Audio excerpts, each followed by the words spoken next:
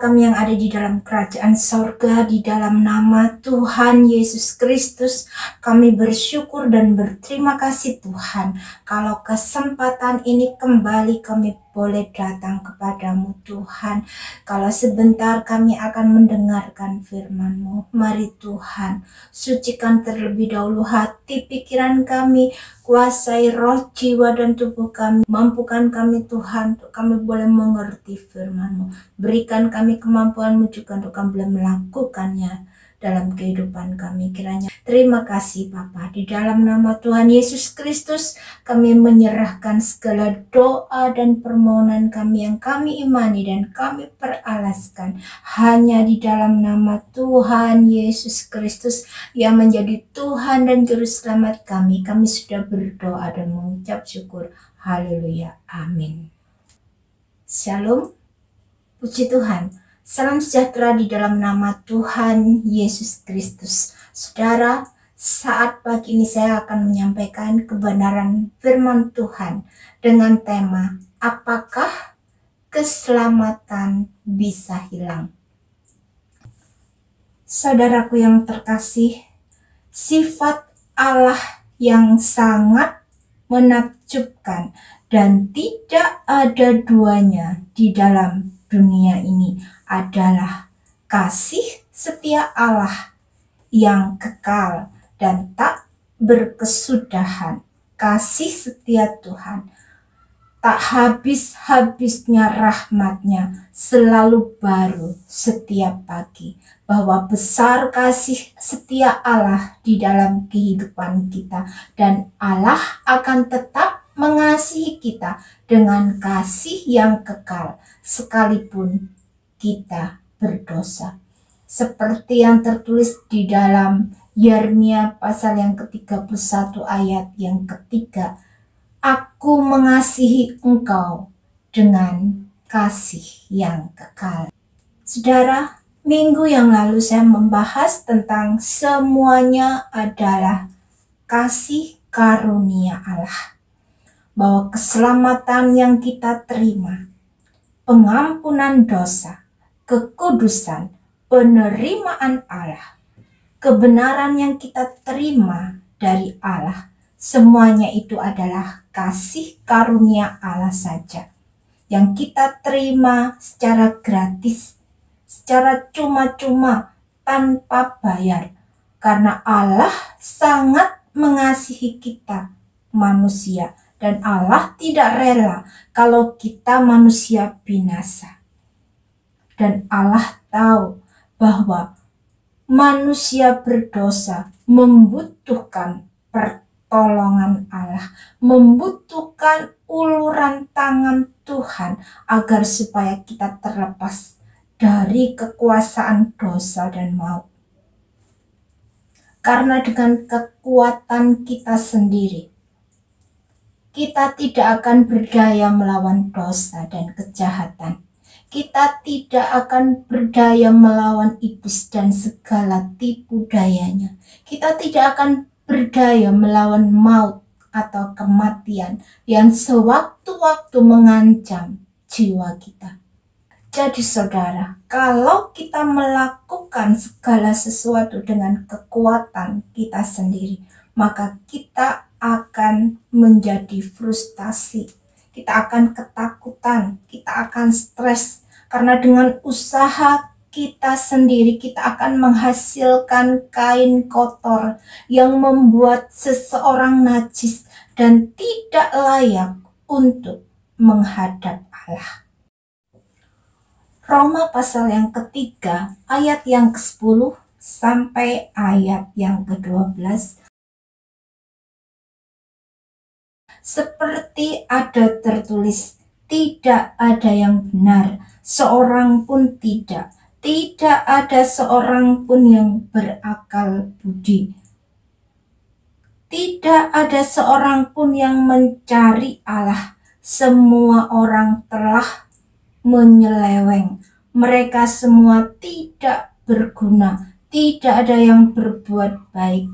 Seorang pun tidak.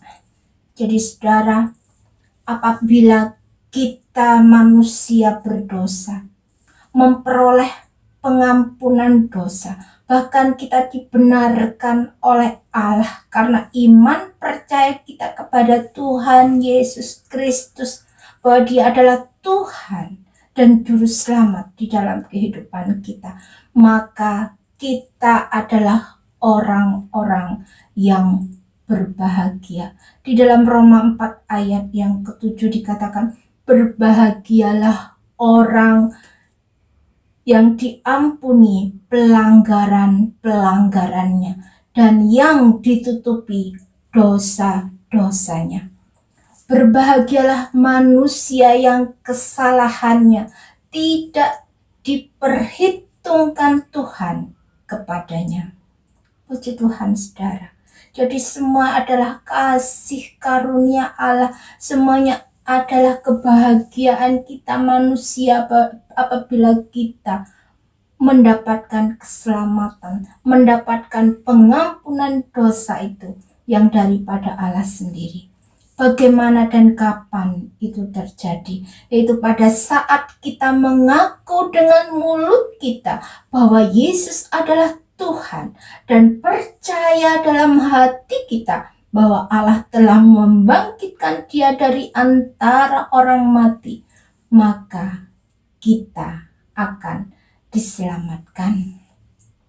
Dalam Roma 10 ayat 10 dikatakan, karena dengan hati orang percaya dan dibenarkan, dan dengan mulut orang mengaku dan diselamatkan. Puji Tuhan, saudara. Luar biasa kekuasaan Allah di dalam kehidupan kita manusia, bahwa Allah sanggup untuk menolong dan menyelamatkan kehidupan kita hanya dengan iman percaya kita kepada Allah. Lalu berlaku sampai berapa lama keselamatan yang kita peroleh di dalam kehidupan kita, keselamatan yang Allah karuniakan di dalam kehidupan kita? Berlaku sampai kekal, karena Allah mengasihi kita dengan kasih yang kekal. Dan pertanyaannya sekarang adalah, apakah keselamatan yang kita terima itu bisa hilang? Jawabannya tentu adalah ya. Kalau kita memutuskan sendiri hubungan kita dengan Allah, atau kalau kita tidak mengakui Tuhan Yesus sebagai Tuhan dan Juru Selamat di hadapan manusia, maka secara otomatis Roh Allah yang berdiam di dalam diri kita akan undur dan meninggalkan kita.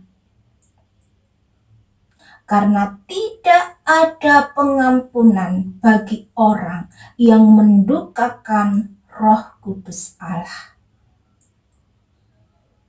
Bukankah bagi orang-orang yang percaya di dalam diri kita berdiam Roh Allah, Roh Kudus Allah, dan kita tidak boleh mendukacitakan Roh Kudus Allah?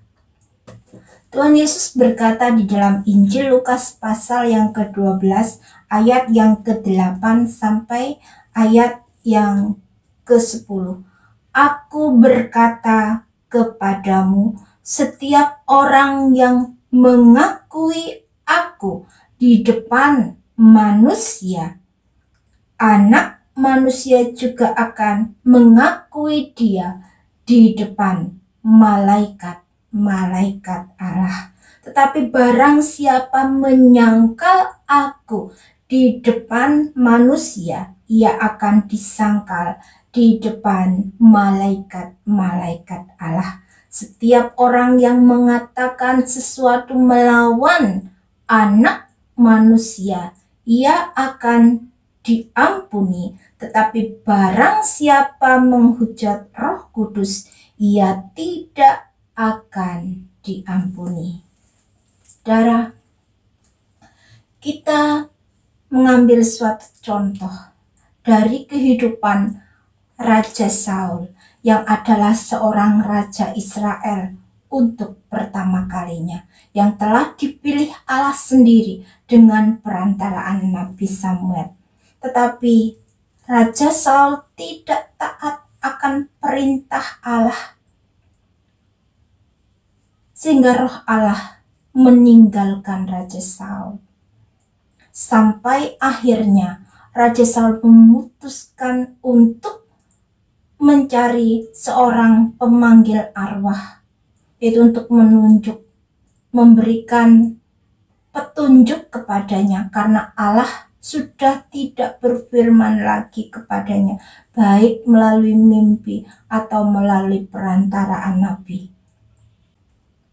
Saudara, ini adalah kesalahan terbesar dari Raja Saul, yaitu meminta petunjuk kepada arwah, karena manusia harus meminta petunjuk dari Allah sendiri. Sehingga Raja Saul harus menerima bahwa Allah telah mengoyakkan pemerintahannya dan memberikannya kepada Daud, seorang muda yang berkenan di hati Allah. Lalu kalau kita melihat di dalam contoh kehidupan di dalam perjanjian baru, yaitu pada zaman rasul-rasul, sepasang suami istri, Ananias dan Safira, mereka yang setiap hari hidup berkumpul bersama, memecahkan roti bersama-sama dengan saudara-saudara seiman.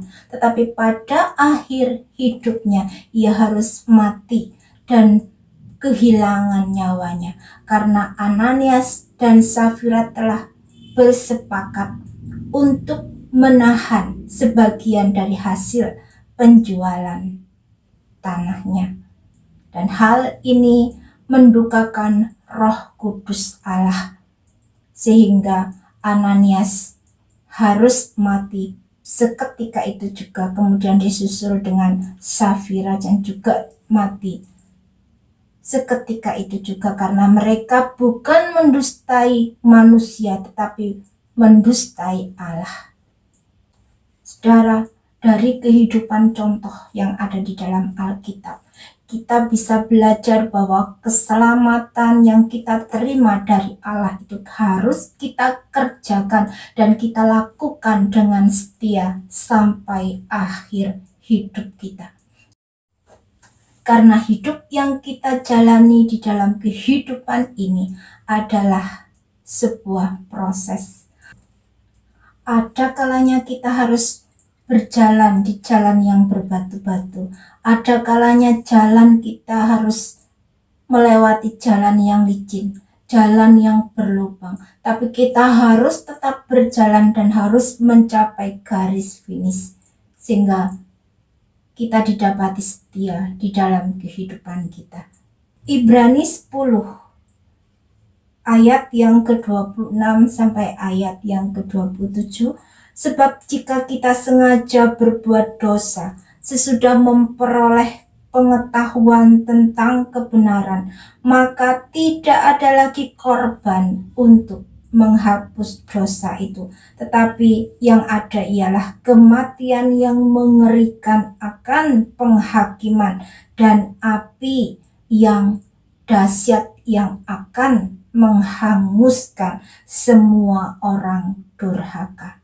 Jadi saudara, ngeri benar kalau jatuh ke tangan Allah yang itu. Sebabnya kita harus mengerjakan keselamatan kita dengan takut dan gentar akan Allah, sehingga kita peroleh mahkota kemuliaan, puji-pujian yang daripada Allah sendiri. Kiranya firman Tuhan boleh menjadi berkat dan kekuatan bagi kita sekalian. Amin. Berbahagialah setiap kita mendengar firman Tuhan dan yang melakukan di dalam kehidupannya.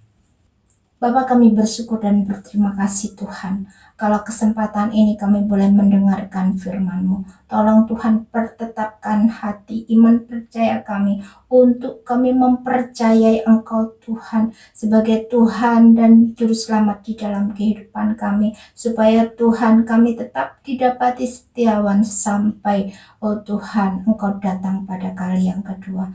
Oh Tuhan, tutup bungkus kami dengan kuat kuasa darah-Mu. Ini kami di hadapan-Mu Bapa. Kiranya kasih karunia memampukan kami untuk kami boleh menjalani kehidupan kami. Terlebih kami boleh melakukan firman-Mu dalam kehidupan kami. Di dalam nama Tuhan Yesus Kristus, kami sudah berdoa dan mengucap syukur. Haleluya. Amin.